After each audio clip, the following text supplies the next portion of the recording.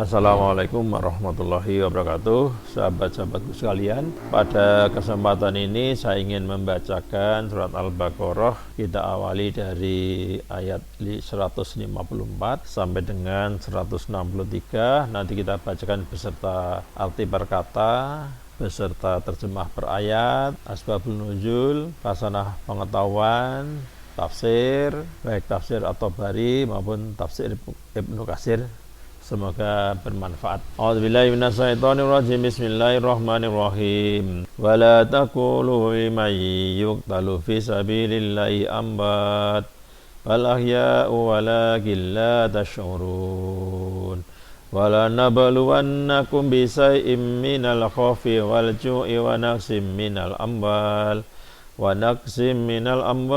anfusi was samarat wa basyiris sabirin alladzina idza asabahum musibah qalu inna lillahi wa inna ilaihi raji'un ulaika alaihim shalawatun min rabbihim wa rahmah wa ulaika humul muhtadun innas safa wal marwata min sa'airillah faman hajjal baita aw i'tamara fala junaha alaihi ay yatawafa bihima faman tatawwa'a khairan fa innallaha shakirun alim innal ladzina yaktumuna ma anzala minal bayyinati wal huda min ba'di ma bayyanahu lin-nasi fil kitab ulaika yal'anuhumullahu wa yal'anuhumul la'inun illal ladzina tabu wa aslahu wa bayyanu fa ulaika atubu alaihim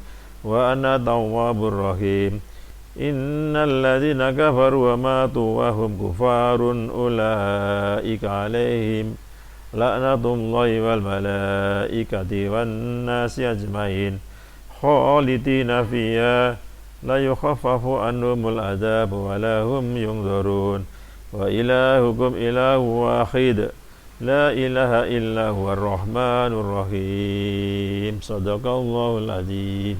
Wala taqulu, dan janganlah kalian mengatakan limay yuqtalu, kepada orang-orang yang terbunuh fisabilillahi, di jalan Allah, yakni yang menjalankan ketaatan kepada Allah Ta'ala pada perang Badar dan seluruh medan peperangan. Amwat adalah mati, layaknya orang-orang yang mati.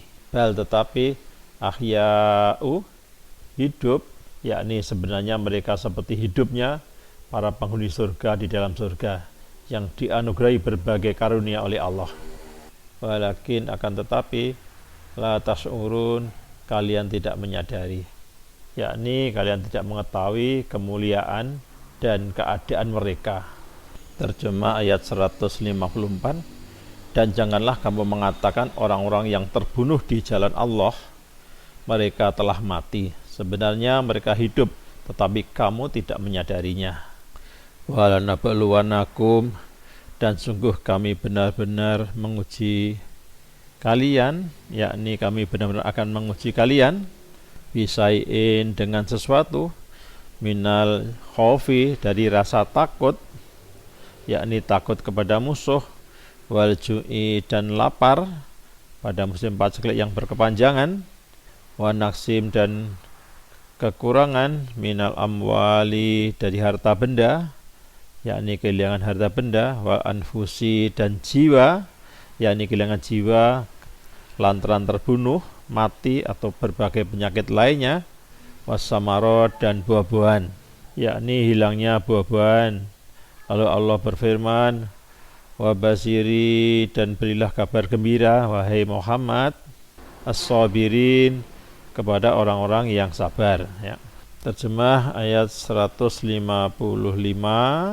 Dan kami pasti akan menguji kamu dengan sedikit ketakutan, kelaparan, kekurangan harta, jiwa, dan buah-buahan, dan sampaikanlah kabar gembira kepada orang-orang yang sabar. Alladzina, orang-orang banyak, idza, ketika, asobathum musibah, musibah menimpa mereka, yakni seperti musibah yang disampaikan di atas, kematian, kehilangan harta, kelaparan, qalu, mereka berkata, inna lillahi, inna sesungguhnya kami, lillahi milik Allah, yakni kami adalah hamba-hamba Allah Ta'ala. Wa inna dan sesungguhnya kami, ilaihi kepadanya, roji'un, dan hanya kepadanya kami kembali sesudah mati, maksudnya begitu. Terjemah ayat 156, yaitu orang-orang yang apabila ditimpa musibah mereka berkata, inna lillahi wa inna ilaihi roji'un, sesungguhnya kami milik Allah dan kepadanya lah kami kembali. Ulaika mereka itu, maksudnya yang punya sifat-sifat tersebut, alaihim atas mereka, sholawatun, sholawat atau ampunan, artinya akan mendapat ampunan, mir rabbihim, dari Tuhan mereka, maksudnya di dunia, warahmah, dan badan rahmat, agar terhindar dari azab akhirat. Wa ulaika, dan mereka itu, hum adalah mereka, muhtadun, orang-orang yang mendapat petunjuk dengan beristirja. Terjemah ayat 157, mereka itulah yang memperoleh ampunan dan rahmat dari Tuhannya, dan mereka itulah orang-orang yang mendapatkan petunjuk. Inna sofa, sesungguhnya bukit sofa, wal marwata, dan bukit marwah, yakni tawaf antara sofa dan marwah, min sya'airillahi, bagian dari syiar-syiar Allah, yakni termasuk manasik haji yang diperintahkan Allah Ta'ala kepada kita umat Islam. Faman haja, maka barang siapa berhaji, al-baita, ke Baitullah, awi tamaro, atau melakukan umroh, fala junaka, maka tiada dosa, alaihi, atasnya, ayat tawafa, untuk tawaf atau sa'i, bima, pada keduanya. Maka siapa saja yang beribadah haji ke Baitullah atau berumroh, tidak ada dosa baginya untuk mengerjakan sa'i pada keduanya, yakni antara Safa dan Marwah. Waman tatawa'a, dan barang siapa melakukan dengan rela, khairan, baikan, yakni barang siapa menambah tawaf yang wajib, barang siapa mengerjakan kebajikan secara sukarela, yakni barang siapa menambah tawaf yang wajib. Wa innallaha, maka sesungguhnya Allah, sakirun, maha mensyukuri, alimun, dan maha mengetahui. Maksudnya bahwa dia Allah akan menerima niat kalian. Menurut pendapat yang lain, maka sesungguhnya Allah maha bersyukur, dia akan mensyukuri yang sedikit seraya membalasnya dengan yang berlimpah. Terjemah ayat 158, sesungguhnya Safa dan Marwah merupakan sebagian syiar atau agama Allah. Maka barang siapa beribadah haji ke Baitullah atau berumrah, tidak ada dosa mengerjakan sa'i antara keduanya, dan barang siapa dengan kerelaan hati mengerjakan kebaikan, maka Allah maha mensyukuri dan maha mengetahui. Innalladzina, sesungguhnya orang-orang yang yaktumuna, mereka menyembunyikan, ma'angzalna, apa yang kami turunkan, innal bayyinati, dari keterangan-keterangan, baik perintah, larangan maupun tanda-tanda di dalam Taurat, waluda, dan petunjuk, yakni sifat dan gambaran Nabi Muhammad SAW, mimba'di ma bayannahu, setelah kami menerangkannya, linnasi, bagi manusia, maksudnya kepada Bani Israel, bil kitabi, di dalam kitab, yakni kitab Taurat. Ulaika, mereka itu, yal'anuhumullahu, Allah melaknat, yakni Allah Ta'ala mengazab mereka di dalam kubur, wa yal'anuhumul la'inun, dan para pelaknat melaknat mereka, yakni seluruh makhluk selain jin dan manusia akan melaknat mereka apabila mendengar suara mereka di dalam kubur. Terjemah ayat 159, sungguh orang-orang yang menyembunyikan apa yang telah kami turunkan berupa keterangan-keterangan dan petunjuk setelah kami jelaskan kepada manusia dalam kitab Al-Quran, mereka itulah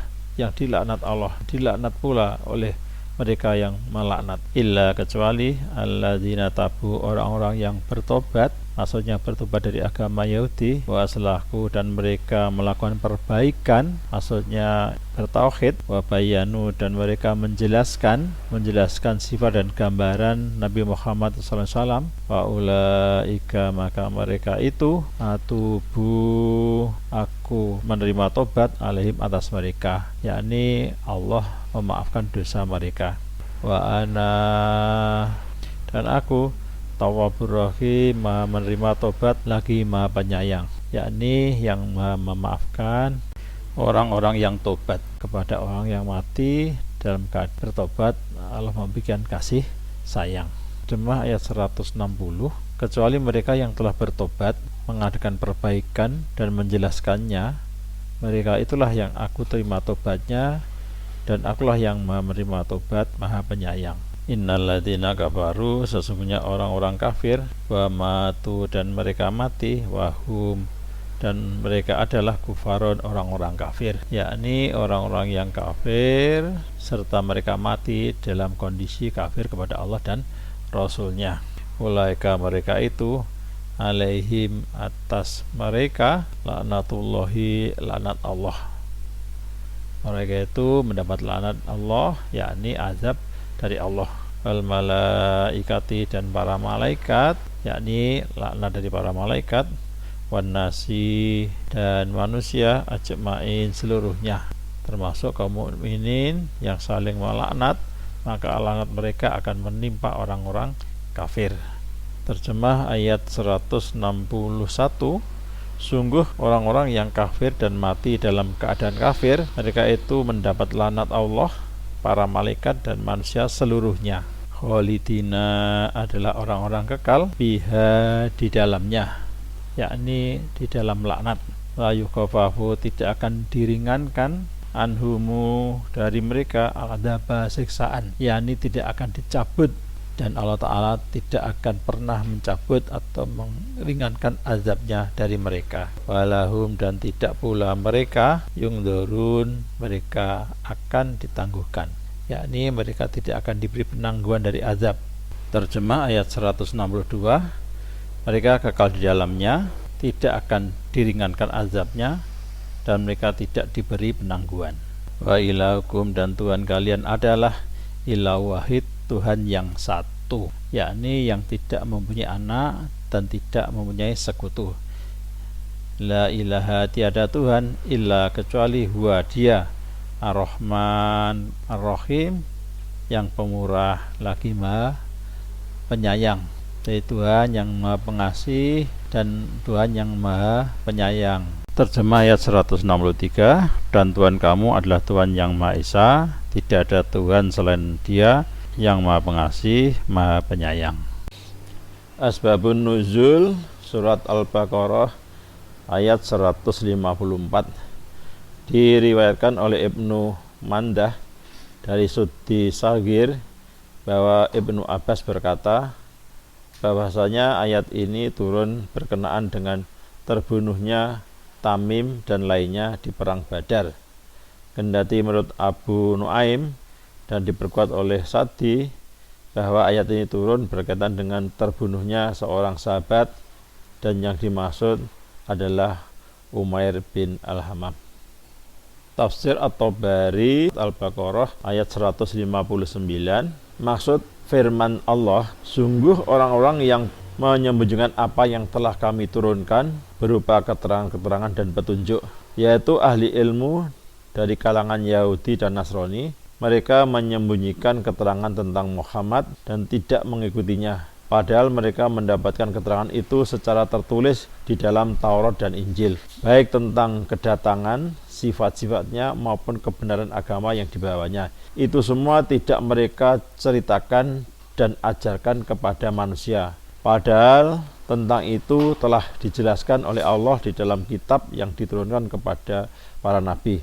Maksud firman Allah, mereka itulah yang dilaknat Allah dan dilaknat pula oleh mereka yang melaknat, yaitu mereka akan mendapatkan laknat dari Allah, malaikat dan seluruh manusia dengan cara memohon kepada Allah agar Dia melaknat mereka, orang-orang yang menyembunyikan ilmu. Ayat ini sekalipun diturunkan secara khusus tentang sebagian ahli kitab, tetapi maknanya mencakup kepada setiap orang yang menyembunyikan ilmu yang wajib dijelaskan kepada manusia. Sesuai dengan sabda Rasulullah SAW, barang siapa ditanya tentang ilmu yang ia kuasai, kemudian ia menyembunyikannya, maka di hari kiamat nanti mulutnya akan disumbat dengan api neraka.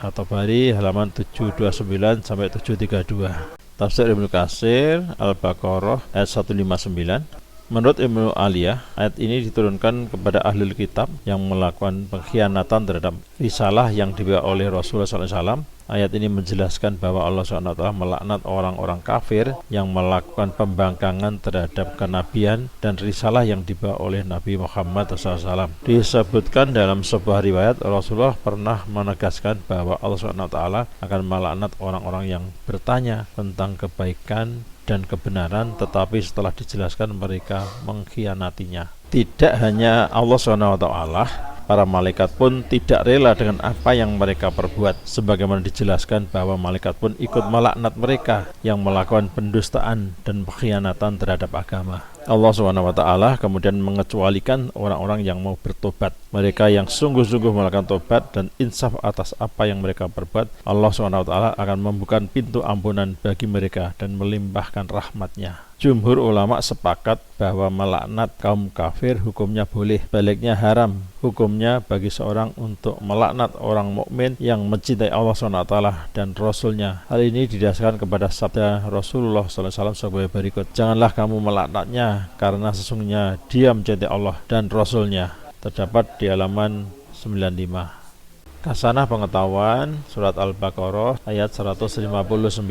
Tipu daya setan. Tingkat kemerosotan kesadaran orang-orang yang menjadi pengikut sistem Dajjal itu kejam karena sepenuhnya mengabaikan nurani kemanusiaan sehingga kehilangan kemampuan untuk membedakan yang benar dan yang salah. Orang-orang seperti itu tidak menganggap penting kerugian yang mungkin disebabkan oleh tanggapannya terhadap suatu keadaan, dan tidak punya keraguan untuk bertindak zalim. Dia telah benar-benar terbawa dalam kebohongan Dajjal dan mulai mengira bahwa hitam adalah putih dan putih adalah hitam. Keadaan orang yang demikian itu digambarkan dalam ayat, dan orang-orang yang mendustakan ayat-ayat kami adalah tuli, bisu, dan berada dalam gelap gulita. Barang siapa dikehendaki Allah dalam kesesatan, niscaya disesatkannya, dan barang siapa dikehendaki Allah untuk diberi petunjuk, niscaya dia menjadikannya berada di atas jalan yang lurus. Surat Al-An'am 39. Allah juga mengungkapkan bahwa orang-orang yang kejam ini, yang bekerja sama dengan setan dan mencoba mengekalkan jalan pikiran setan di dunia, akan mendapatkan balasan yang setimpal di hari kemudian. Gambaran keadaan ini ada pada ayat berikut. Setan itu memberikan janji-janji kepada mereka dan membangkitkan angan-angan kosong pada mereka. Padahal setan itu hanya menjanjikan tipuan belaka kepada mereka. Mereka yang tertipu itu tempatnya di neraka jahanam, dan mereka tidak akan mendapat tempat lain untuk lari darinya. Quran An-Nisa ayat 120 sampai 121. Terdapat di Harun Yahya, judulnya Terorisme Ritual Setan 2003.